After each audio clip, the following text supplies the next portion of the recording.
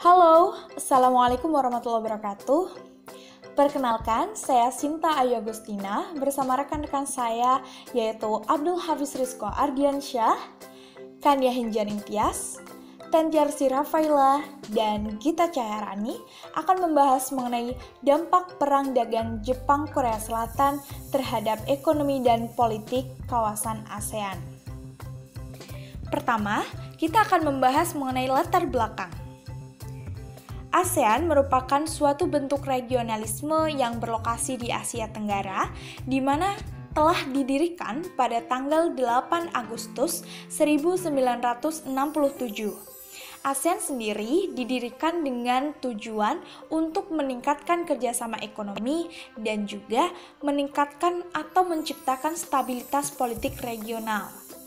Dalam literatur lain, pembentukan ASEAN juga didorong oleh pemberontakan komunis yang memberi ancaman yang signifikan terhadap 5 pendiri ASEAN, yaitu Indonesia, Malaysia, Filipina, Singapura, dan Thailand. Akan tetapi, terlepas dari adanya urgensi politik dan keamanan yang membentuk kerjasama regional Asia Tenggara, ASEAN sebagai organisasi utama di kawasan ini telah berhasil menjembatani koalisi keamanan menjadi kerjasama ekonomi. Lalu, untuk membentuk suatu kerjasama ekonomi yang baik demi menciptakan sistem perekonomian yang baik di Asia Tenggara, maka ASEAN membuka kerjasama baru yang melibatkan 3 negara Asia Timur, yaitu Tiongkok, Jepang, dan juga Korea Selatan. Kerjasama ASEAN beserta 3 negara Asia Timur ini biasa disebut dengan ASEAN Plus 3 atau APT. APT terjalin semenjak tahun 1997, yang mana KTT APT pertama telah berlangsung di Kuala Lumpur, Malaysia pada Desember 1997. Lalu, prioritas kerjasama APT antara lain meliputi bidang politik dan keamanan, ekonomi dan keuangan, energi, lingkungan hidup, perubahan iklim, dan pembangunan yang berkesinambungan. Lalu, hubungan baik yang telah dibangun ASEAN dan juga Asia Timur telah berlangsung dan terjadi dengan sangat baik bertahun-tahun lamanya. Akan tetapi, hubungan kerjasama antara ASEAN dan juga Asia Timur cukup terganggu dewasa ini dikarenakan oleh adanya perang dagang antara Jepang dan Korea Selatan. Konflik antara kedua negara ini akan berdampak secara tidak langsung terhadap perekonomian ASEAN. Apabila hal ini dibiarkan secara lama, maka akan berdampak negatif terhadap pertumbuhan ekonomi negara-negara ASEAN. Maka dari itu, bagaimana dampak perang dagang Jepang-Korea Selatan terhadap ekonomi dan politik di kawasan ASEAN? Baiklah, saya Gita Cahyarani akan melanjutkan penjelasan dari teman saya sebelumnya. Landasan teori yang kami gunakan dalam tulisan ini, kami menggunakan 2 teori. Yang pertama, teori world system. Teori world system merupakan teori yang muncul sebagai dialektika yang terjadi dari salah satu kaum kapitalis, serta kritik atas teori modernisasi. Kapitalisme adalah sistem ekonomi di mana perdagangan industri dan alat-alat produksi dikendalikan oleh pemilik swasta atau pemerintahan dengan tujuan memperoleh keuntungan dalam ekonomi pasar yang mencakup seluruh negara di dunia tanpa terkecuali. Sehingga pembauran yang menjadi kesatuan terjadi lebih banyak dikarenakan pasar ekonomi daripada kepentingan politik.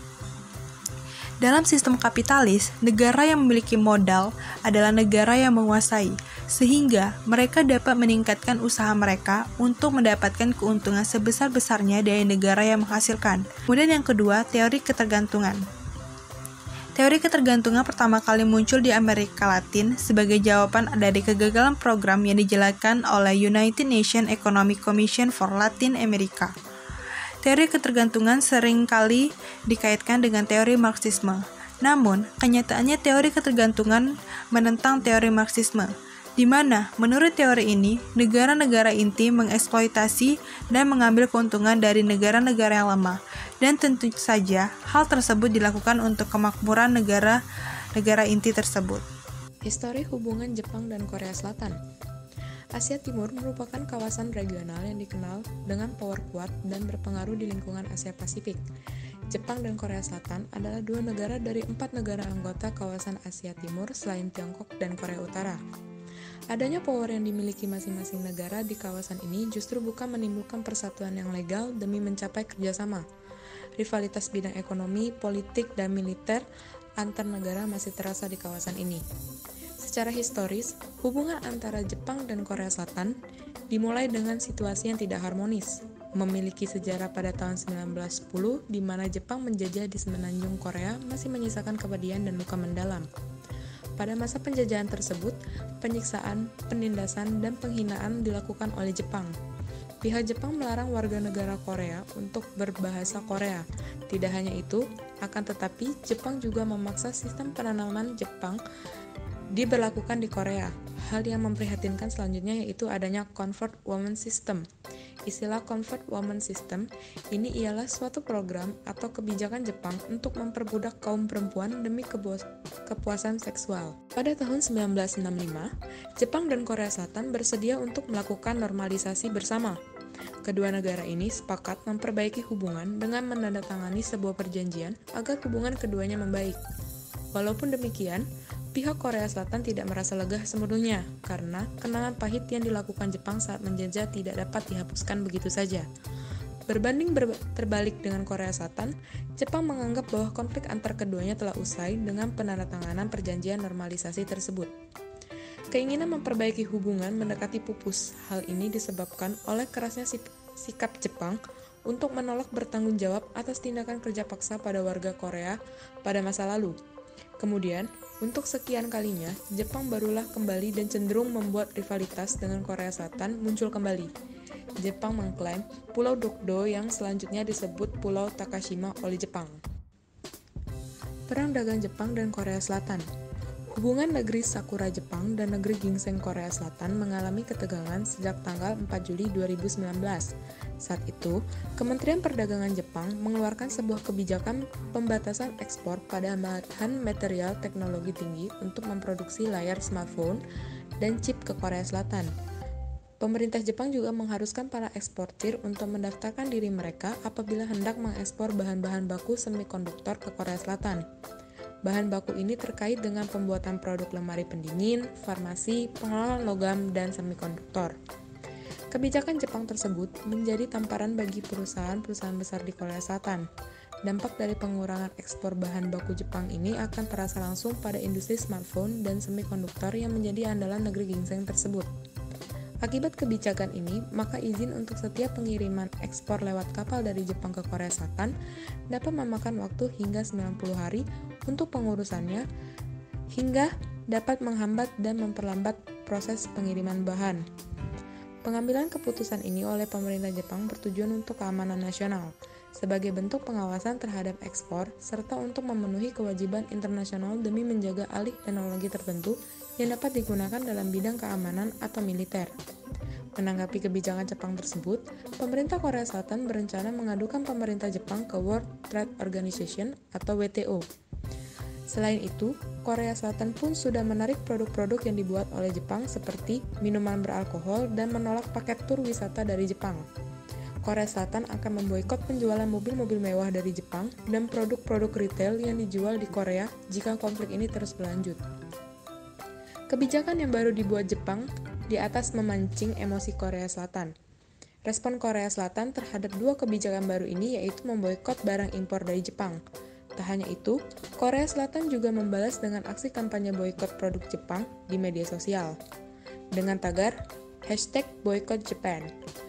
Aksi selanjutnya yang dilakukan oleh Korea Selatan yaitu memboikot pariwisata Jepang. Belum selesainya sejarah masa lalu Jepang-Korea Selatan menjadi pemicu konflik kedua negara tersebut kembali mencuat atau muncul kembali. Dampak yang terjadi jika konflik kedua negara tersebut belum juga dapat diselesaikan, maka bukan hanya akan berdampak kepada kedua negara tersebut, tetapi akan menimbulkan masalah stabilitas keamanan kawasan. Jadi, di sini saya akan menjelaskan mengenai kerjasama ASEAN Plus 3. ASEAN Plus 3 merupakan bentuk kerjasama multilateral antara negara-negara Asia Tenggara dan 3 negara Asia Timur. Ketiga negara Asia Timur yang dimaksud adalah Tiongkok, Jepang, dan Korea. Kerjasama ini mulai dibentuk pada tahun 1997 ketika krisis dunia melanda, tepatnya pada KTT ASEAN Plus 3 di Kuala Lumpur, Malaysia. ASEAN Plus 3 ini dibentuk dengan tujuan mampu menghadirkan suasana baru dan menambah bantuan teknis nantinya dari pihak eksternal dalam berbagai bidang. Kerjasama ASEAN Plus 3 diselenggarakan berdasarkan Joint Statement on East Asia Cooperation yang mencakup hal perdagangan, investasi, keuangan, UMKM, pertanian, teknologi, dan lain-lain. Untuk merealisasikan kerjasama yang menguntungkan, ASEAN Plus 3 membentuk East Asia Vision Group. Pembentukan East Asia Vision Group ini memberikan program seperti koordinasi mata uang, East Asia Investment Work, East Asia Free Trade Area, dan KTT Asia Timur. Program-program yang dicanangkan merupakan program yang diharapkan dapat mempermudah hubungan kerjasama ekonomi dan politik antara ASEAN dan 3 negara Asia Timur. Kemudian, di sini saya juga akan menjelaskan mengenai dampak-dampak perang dagang Jepang dan Korea Selatan terhadap ekonomi politik kawasan ASEAN. Perang dagang yang terjadi antara Jepang dan Korea Selatan memasuki cerita baru di mana Jepang menghapus Korea Selatan dari daftar mitra dagang favorit. Karena itulah, tindakan Jepang tersebut menuai kecaman dari pihak pemerintah Korea Selatan. Pemicu awal konflik ini sendiri berawal dari pembatasan ekspor yang dilakukan oleh pihak Jepang pada bulan Juli tahun lalu bagi Korea Selatan. Pemerintah Korea berusaha untuk memulihkan lagi hubungan yang sebelumnya terjalin dengan memanggil Perdana Menteri Jepang. Selain itu juga, hal tersebut dilakukan untuk membahas perihal penghapusan Korea Selatan dari daftar whitelist atau mantra dagang Jepang. Imbas ketegangan ini, Korea Selatan berniat menginvestasikan 5,7 miliar US dollar di tahun 2020 sampai di tahun 2022.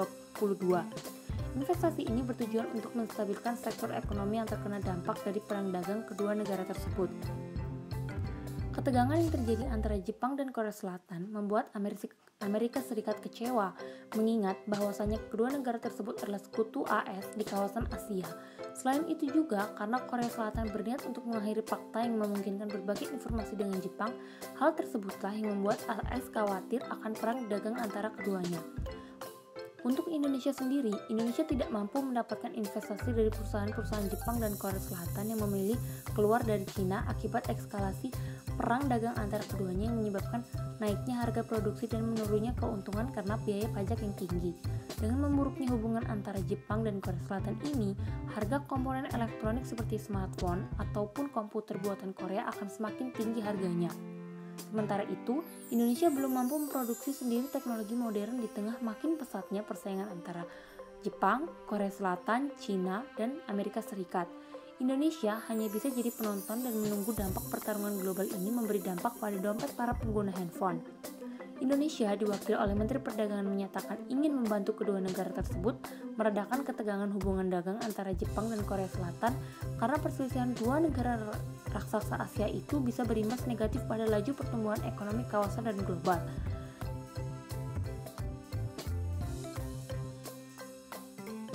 Jadi, kesimpulannya adalah perang dagang antara Jepang dan Korea Selatan berawal dari pembatasan ekspor yang dilakukan Jepang demi keamanan nasional berlanjut hingga saling menghapus nama negara lawan dari whitelist atau daftar mitra dagang favorit.